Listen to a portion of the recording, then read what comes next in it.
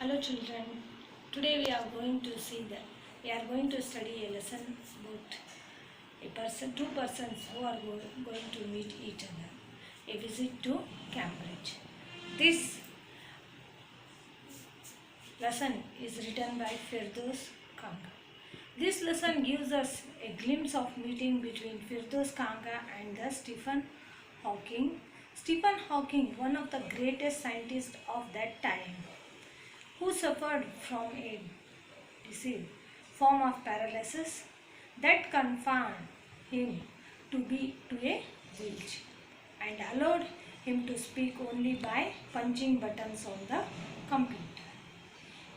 See here, which speaks him in a machine-like voice.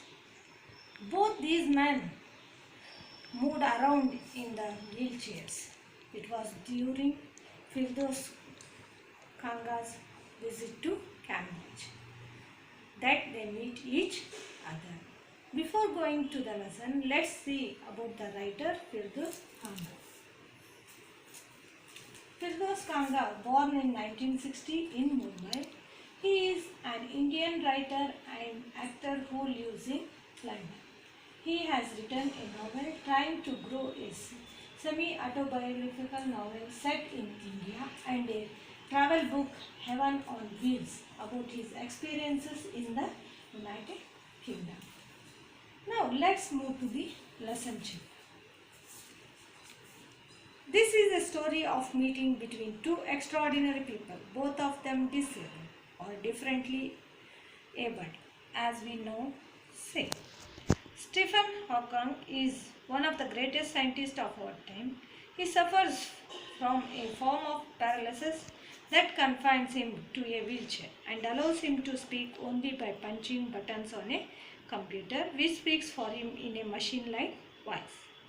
Firdaus Kanga is a writer and journalist who lives and works in Mumbai. Kanga was born with a brittle bone that tended to break easily when he was a child. Like Hawking, Kanga moves around in a wheelchair. The two great men exchange thoughts on what it means to live life in a wheelchair and on how the so-called normal people react to the disabled. Now, first page. Cambridge was my metaphor for England, and it was strange that when I left it, I became altogether something else because I had met Stephen Hawking there. Now, explanation. The author begins by telling the readers that at a same point in life, England only meant Cambridge for him and nothing more. He further remarked that after his meeting with Stephen Hawking, the meaning and relevance of England and his life changed completely. Now, second part.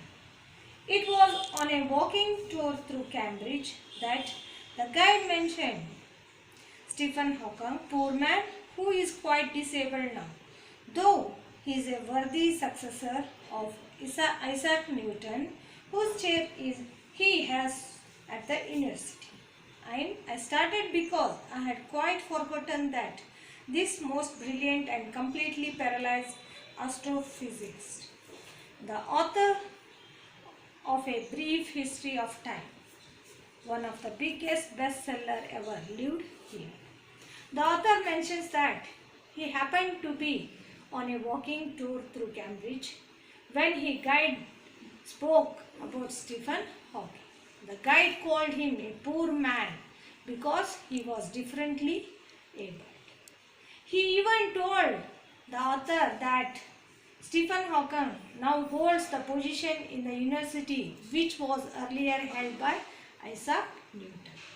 The author reveals that before the guide had mentioned, he had forgotten that Stephen Hawking,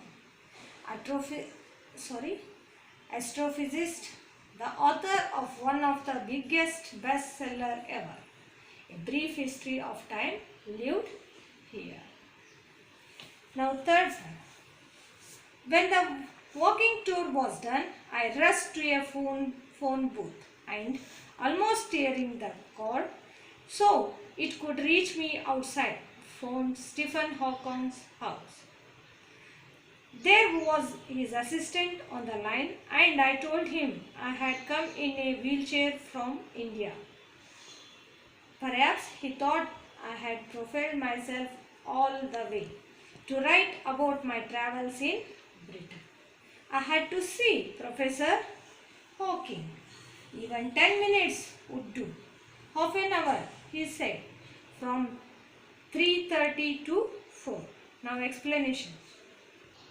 Once the walking tour came to an end, the author hurried to the nearest phone booth and stretched the cord to the extent of almost tearing it so that it could reach him outside the booth because he was on a wheelchair.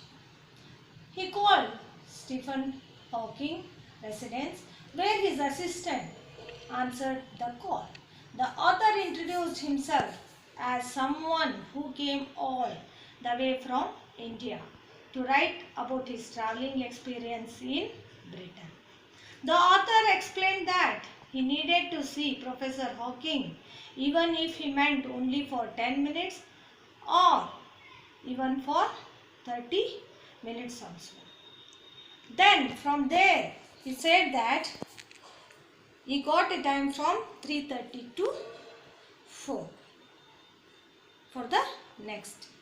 Now let's move to the fourth paragraph. And suddenly I felt weak all over, growing up disabled. You get fed up with people asking you to be brave, as if you have a courage account on which you are too lazy to draw a check. The only thing that makes you stronger is seeing somebody like you achieving something huge. Then you know how much is possible and you reach out further than you ever thought you could. The author began feeling that weak at that moment.